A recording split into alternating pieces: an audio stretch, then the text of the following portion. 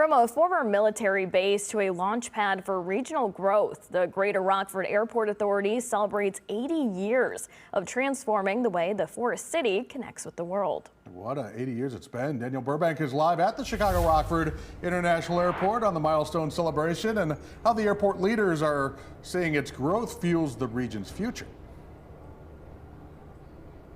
Exactly. Now, that last Camp Grant building that was near this property was actually demoed back in 1974, but you can't help but wonder what it did look like when people were getting off maybe a mid-continent airline with a drink in hand. I'm pretty sure you could do that back then. And now here we are in 2026 as the Greater Rockford Airport Authority celebrates 80 years. Now, the property, supported military operations in both wars, World War I and II. Now, Chicago Rockford International Airport sees more than 310,000 passengers annually. Now, the executive director, Zach Oakley, says that UPS's arrival in 1994 really helped launch the airport's cargo boom, turning Rockford into a key player in global logistics. Now, the airport reached new heights in 2025. It ranked number 12 in the nation for air cargo, welcoming those passengers. The airport director says that anniversary activities throughout the year will focus on history. Live at the Chicago Rockford International Airport,